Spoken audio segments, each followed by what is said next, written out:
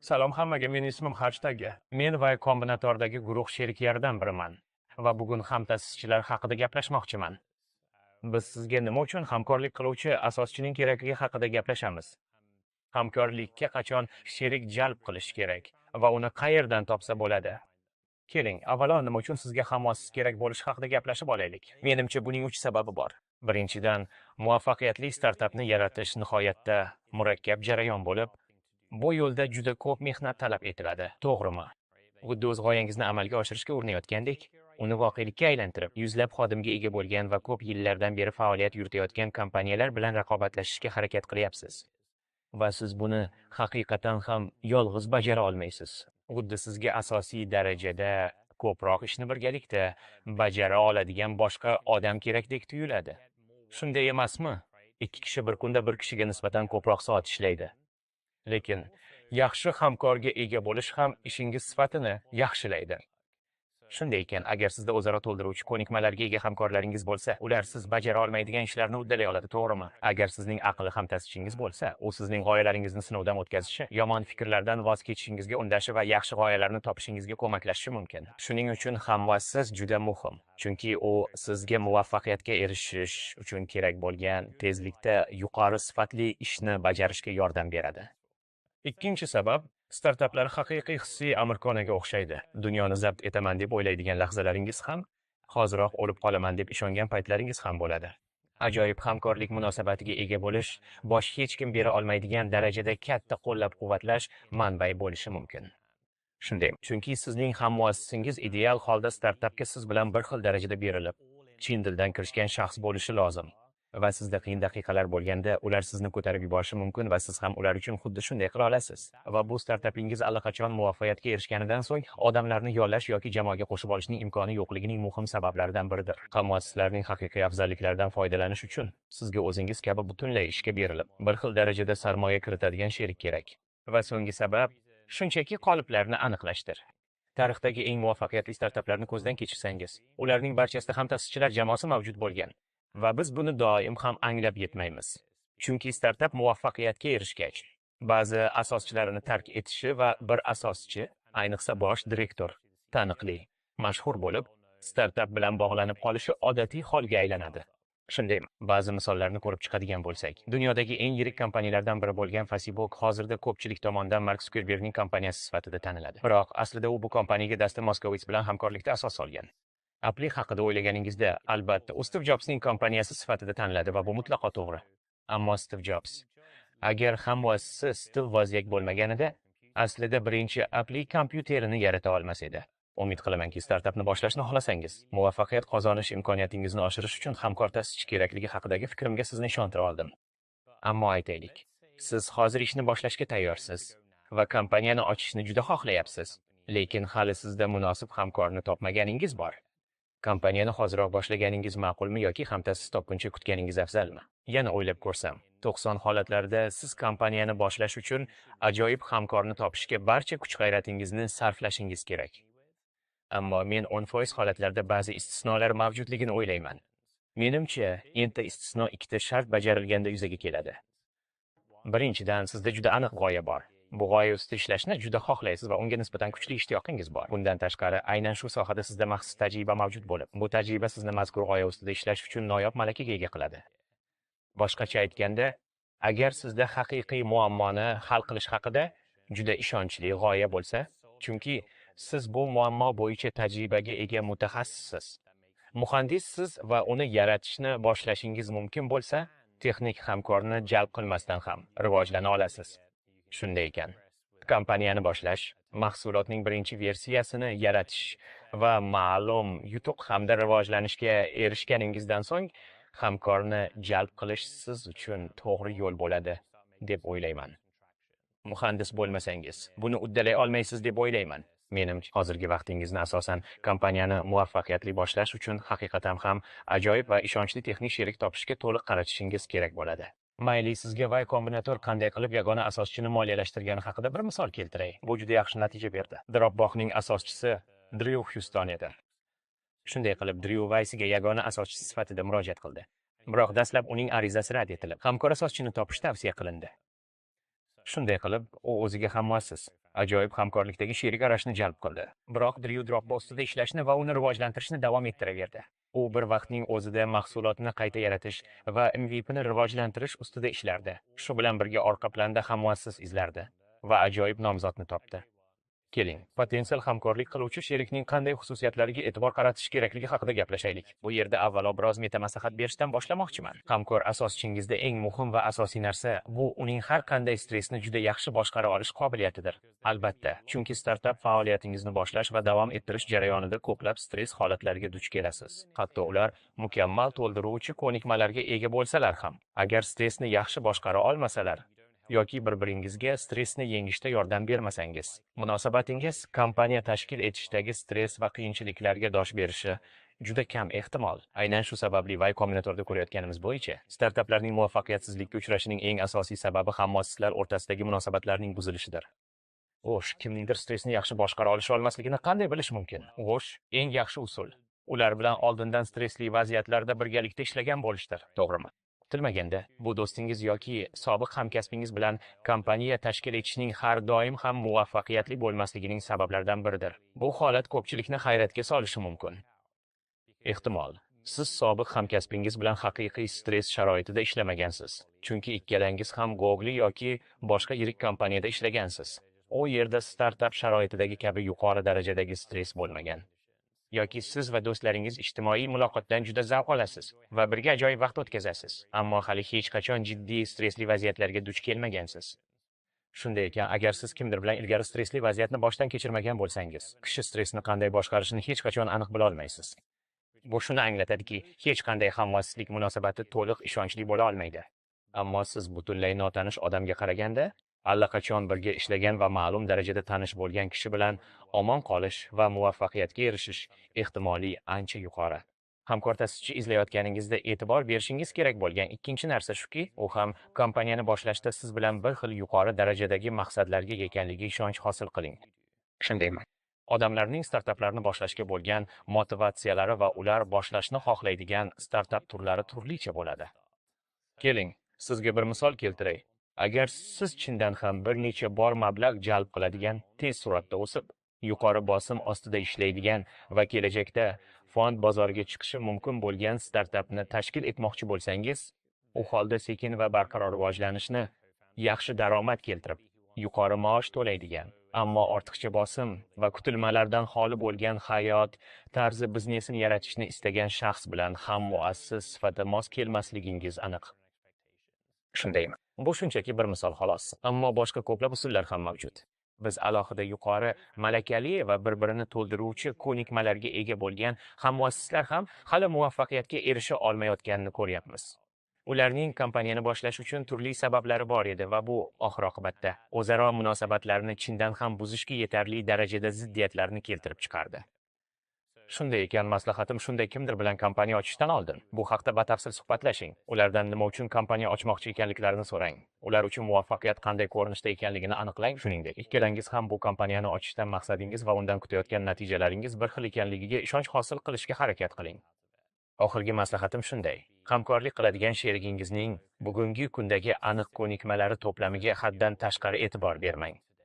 Albatta, ideal holatda siz o'zingizning ko'nikmalaringizni to'ldiruvchi malakaga ega bo'lgan hammuassis topishni xohlaysiz. Ayniqsa agar siz dasturiy ta'minot yoki texnologiya kompaniyasini qurmoqchi bo'lsangiz, albatta texnik bilimga ega va dasturlash qobiliyatiga ega bo'lgan kamida bitta hammuassis bo'lishi lozim. Lekin aytaylik, sizda bu bor deylik.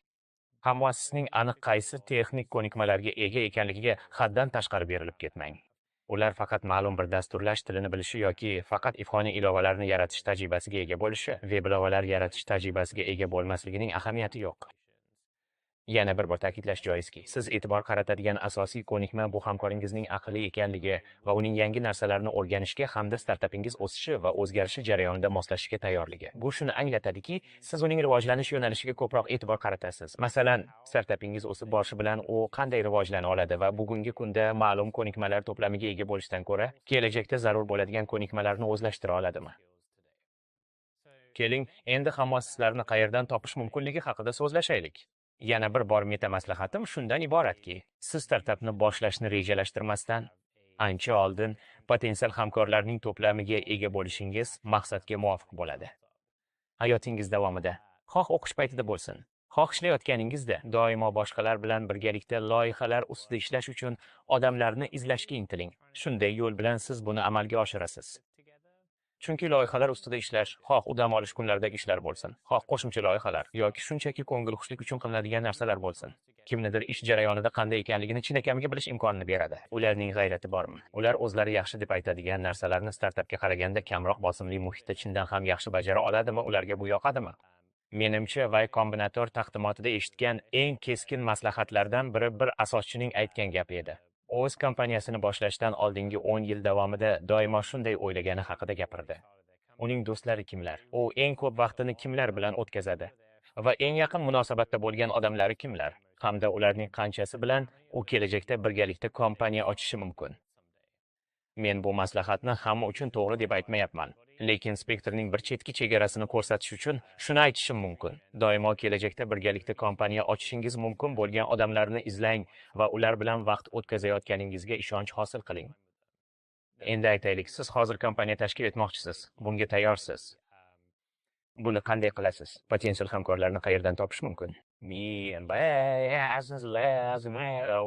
Bu siz allaqachon tanigan odamlar.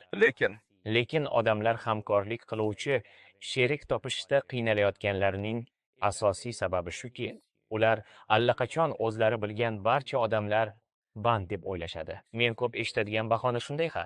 Men juda ko'p odamlarni bilaman.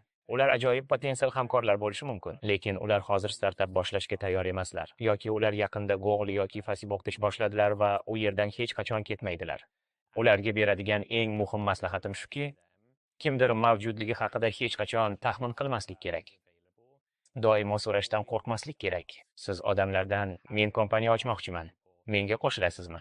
deb so'rashni odat qilib olishingiz kerak. Menimcha, siz ajoyib hamkorlik qiluvchi muassis bo'lardingiz. Menimcha, biz a'lo darajadagi hammasiz jamoa bo'la olardik. Men odamlarga yana bir taktika beraman. Agar siz kimgadir taklif qilganingizda, u kishi haqiqatan ham band ekanligini aytsa, undan so'rang. Agar siz kompaniya ochayotgan bo'lsangiz, kimni ham muassis qilib tanlagan bo'lardingiz? Va o'sha odam bilan tanishtirish so'rang. Shunday emasmi? Shunday ekan, borib o'sha odam bilan uchrashing va uni yaxshiroq tanib oling. Lekin shunday tarzda tarmoqingizni kengaytirish yaqin doirangizda bo'lmagan potensial hammuassislarni topish uchun yaxshi algoritm hisoblanadi. Agar siz ko'proq hamkorlar topishni istasangiz, ayniqsa texnik soha vakili yoki muhandis bo'lsangiz, ochiq manbali loyihalarda ishtirok eting. Hakatonlarga boring va hududingizdagi dasturchilar uchrashuv tadbirlariga qatnashing. Bu sizning faoliyat doirangizni kengaytirishning yana bir samarali usulidir. Bu narsalarni yasash va qurishni yoqtiradigan boshqa odamlarni topishning ajoyib manbalari hisoblanadi. Bunday odamlar siz bilan startapda ishlash uchun o'z ishlarini tashlab ketishlari yoki magistraturani to'xtatishlari mumkin. Potensial hamkorlarni topishning yana bir aniq joyi Wise hamkor tanlash platformasidir.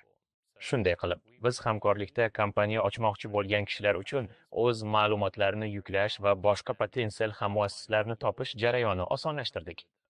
Endi sizga o'z samimiy fikrimni bildiray. Biz dunyodagi startaplar sonini ko'paytirish maqsadida Wise hammuassis moslashtirish platformasini ishga tushirdik. Va buning bir qismi ko'proq odamlarga ajoyib hamkorlarni topishda yordam berishdir. Ammo hammuassis topish platformalarida, hatto Y Combinator kabi nufuzli akseleratorlarda ham kimnidir topish uchun juda samarali bo'lgan ma'lum bir formula bor. Bu formula o'zingiz bilan umumiy jihatlariga ega bo'lgan odamlarni izlashga harakat qilishdir. Qanday turdagi odamlar bilan baribir qachondir uchrashib qolishingiz ehtimoli yuqori bo'lgan. Xo'p, men aytmoqchi bo'lgan narsani yaxshiroq tushunishingiz uchun sizga bir ikkita misol keltirib o'tay. Wise hammuassislarni moslash platformasida ko'rgan jamoalarimizga yaxshi misol bu shunday ikki hammuassisdan iborat jamoalarki, ular ehtimol vaqt o'tib bir-birlarini baribir uchratgan bo'lardi. Bu shunchaki hamtasischilarni tanlash platformasida sodir bo'lgan edi. Va bu shunday jamoalarki, unda bilasizmi, taxminan bir xil yoshdagi kompyuter fanini o'rgangan odamlar ishlaydi. Ular loyihalar ustida ishlaydilar. Va bu loyihalar o'xshash uslubga ega bo'lgandek ko'rinadi. Ularning qiziqishlari o'zaro mos keladi. Xuddi shunday jamoaga o'xshash ekanligimizni his qilamiz. Bu shunday jamoaki, ular baribir vaqti kelib bir-birini topib olgan bo'lardi. Bizni unchalik hayajonga solmaydigan jamoalar shundayki, ularning ham muassislari hech qanday tasavvur qilinishi mumkin bo'lgan dunyoda bir-birlarini uchratmagan bo'lardilar. Bu juda katta yosh farqi bo'lgan, umuman umumiy qiziqishlarga ega bo'lmagan yoki ham muassislar tanlash platformasida bir-birini topmaganda hech qanday umumiylikka ega bo'lmaydigan ta'sischilarga o'xshaydi. Ular odatda bunday turdagi asoschilarga o'xshamaydi. Shunday qilib, potensial hamkorni topganingizdan so'ng, u bilan birgalikda ishni qanday yo'lga qo'yasiz? Xo'sh, agar siz bir-biringizni allaqachon yaxshi bilsangiz, do'st bo'lsangiz yoki avvalgi hamkasblar bo'lsangiz, mening fikrimcha shunchaki ishni boshlayversangiz bo'ladi. Siz nima ustida ishlashni tanlagach va kombinatorga topshirish uchun prototip yaratishni boshlaysiz. Hamkorlik qiluvchi sherigingiz bo'lsa, startapni qanday yo'lga qo'yish haqida juda ko'p foydali maslahatlar mavjud. Agar siz ham muassisingizni allaqachon yaxshi bilmasangiz, bu ham optimal holat emas. Lekin maslahatim shunday, uni biroz vaqt sinab ko'ring. Ba'zi kechalar va dam olish kunlarida birgalikda ishlab, kichik loyihalarni sinab ko'rishingiz mumkinmi? Aslida bu kimga turmushga chiqish yoki uylanish haqida qaror qabul qilishda uncha farq qilmaydi. Siz bir oz muddat davomida bir-biringizni yaxshiroq tanib olishni va men yuqorida aytib o'tganimdek, nima uchun kompaniya ochmoqchi ekanligingiz haqida suhbatlashishni istaysiz. Bundan maqsadingiz nima? Ham muassis bo'lishga to'liq kirishishdan oldin. Albatta, buni bir muddat ehtiyotkorlik bilan sinab ko'rib, natijalarni tahlil qiling. Xo'sh, kimdir bilan birgalikda kompaniya ochishga to'liq qaror qilganingizdan so'ng, kompaniyani ro'yxatdan o'tkazish va bir-biringizning aksiyalaringizni dastlabki taqsimlash kabi bir qancha tashkiliy bosqichlardan o'tasiz. Xususiy kapital taqsimotini qanday bo'lishini hal qilishingizga to'g'ri keladi. Va bu holda mening asosiy maslahatim shunday bo'lardi. Siz aksiyalarni o'zaro teng taqsimlashingiz lozim. Buning sababi shundaki, agar ushbu startap muvaffaqiyatli bo'lsa, siz uning ustida keyingi 10 yil yoki undan ham ko'proq vaqt davomida ishlashingizga to'g'ri keladi. Shunday ekan, hatto kimdir g'oya ustida biroz ko'proq o'ylagan yoki ko'proq ish qilgan bo'lsa ham, bu startapning uzoq muddatli faoliyati davomida ahamiyatsiz bo'lib qoladi. Chunki startapning umri davomida bu kabi farqlar juda kam rol o'ynaydi.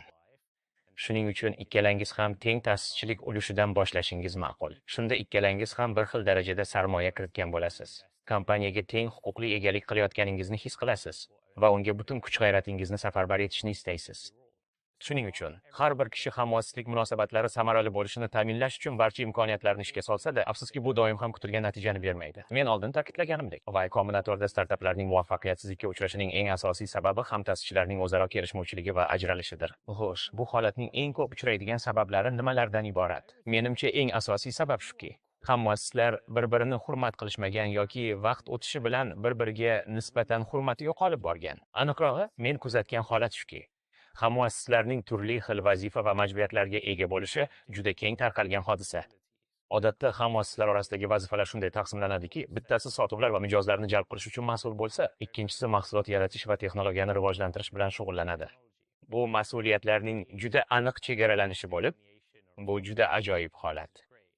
Ammo agar savdo bo'yicha ham muassis texnik ham muassisning mahsulotni yetarlicha tez yoki sifatli yaratmayotganini his qilsa, yoki texnik ham savdo bo'yicha ham muassisning mahsulotni yaxshi sota olmayotganini sezsa, muammolar yuzaga kela boshlaydi. Agar o'zaro hurmat yo'qolsa va ham muassislardan biri boshqa ham muassisning vazifasini undan yaxshiroq bajara olishini his etsa, bunday vaziyatni tuzatish juda mushkul bo'ladi. Va bu odatda startaplarning barbod bo'lishiga olib keladigan eng keng tarqalgan yagona sababdir. Ikkinchi sabab birinchisiga o'xshash, ammo nozik farqi bor. Agar barcha ham muassislar yoki ularning ikkisi ham bosh direktor bo'lishni istasa, startapning dastlabki bosqichlarida o'zingizga beradigan rasmiy lavozimlar unchalik muhim emas. Chunki bu lavozimlar sizning kundalik faoliyatingizni deyarli o'zgartirmaydi. Biroq bosh direktor unvonida ramziy ma'no bor va u haqiqatan ham murakkab qarorlar qabul qilishda so'nggi so'zni aytishga ishonch bildirilgan shaxs ekanligini anglatadi. Odamlar shu paytda ular bilan rozi bo'lmasalar ham, hamma kelishmovchilikni qabul qilib, bosh direktor ortida birlashadi. Startapning asl yetakchisi aslida bosh direktorning o'zidir. Bir nechta odam bosh direktor bo'lishni xohlagani yomon. Chunki bu aslida men bu joyni boshqarishga eng munosib odamman va boshqa ham muassislarning bu qobiliyatiga ishonmayman hamda hurmat qilmayman degan ma'noni anglatadi. Ham muassislar o'rtasidagi munosabatlarning tez-tez buzilishiga sabab bo'ladigan uchinchi omil Bu aslida umumiy maqsadlar yoki qadriyatlarga ega bo'lmaslikka o'xshash, ammo uning o'ziga xos holati bu butunlay farqli ish etikasi kutilmalariga ega bo'lishdir. Bu haqda bahslashish mumkin, lekin shunday deyish mumkinki, bu holatlar o'rtasida o'xshashlik bor. Startaplar juda mashaqqatli va butun vaqtingizni egallaydi. Sizga qaysi soatlarda ishlashingiz yoki bir kunda qancha ish bajarishingiz kerakligini aytadigan hech kim yo'q. Qancha ishlashingiz, nima ustida ishlayotganingiz va kompaniyani qanday qurishingiz butunlay o'zingizga bog'liq. Agar siz va hammuassisingizning ish etikasi bo'yicha kutilmalari turlicha bo'lsa, masalan, biringiz doimo ishlashni, ovqatlanish, ishlash, uxlash rejimida yashashni xohlasa, boshqasi esa ko'proq ish va shaxsiy hayot muvozanatiga intilsa yoki shunchaki o'zining ish faoliyati qanday baholanishi va undan nimalar kutilishi haqida boshqacha fikrda bo'lsa, bu ham o'zingizga bog'liq. Startapning stressi va bosimi ostida bu munosabatlar juda ham taranglashib ketadi va odatda bunday holatlarda ularning yaxshi natija berishini ko'rmaymiz. Shunday ekan, bu suhbatlarni erta boshlang va hamkorlik qilayotgan sherigingiz siz bilan bir xil fikrda ekanligiga ishonch hosil qilish uchun oldindan kutilmalarni aniq belgilab oling. Xo'sh, hamtasischilar bilan ajralishning oldini qanday olish mumkin? Xullas, ma'lum darajada bundan qochib bo'lmaydi. Bu sodir bo'ladi va bundan olishingiz mumkin bo'lgan eng yaxshi saboq tajribadan o'rganish. Oldinga qadam tashlash va keyingi startapingizda aynan shu xatoni takrorlamaslikdir. Ammo yillar davomida yuzlab hammuassislik munosabatlari va ajralishlarni ko'rib chiqqanimdan so'ng sizga beradigan bitta maslahatim bor. Kelishmovchiliklardan qochmang. Har qanday masalada kelishmovchilik paydo bo'lganda suhbatlashishni unutmang. Qiyin muhokamalarga kirishishni orqaga surmang. Hamkorlar yoki odamlar uchun bu masalaga qisqa muddatli nuqtai nazardan qarash juda oson. Men shuni nazarda tutyapmanki, siz o'zingizni shunday his qilasizki, go'yo biz kelishmayotgandek yoki men nimadir haqida xavotirlangandek. Ammo vaziyatni murakkablashtirmaslik uchun bu haqda gapirmaslik kerakdek tuyuladi. Xuddi juda ko'p ishimiz bordek. Men bu masalani hozir ko'tarmoqchi emasman. Keyingi hafta yoki kelasi oyda ko'taraman. Yoki siz doimo orqaga surasiz va qiyin suhbatni kechiktirishga moyilsiz. Aslida o'ylashimcha, bu meni kichik zarba bilan o'ldirishga o'xshaydi. Bu shunchaki bosimning asta-sekin ortib borishini anglatadi. Bosim to'planib boradi va oxir-oqibat siz portlab ketasiz.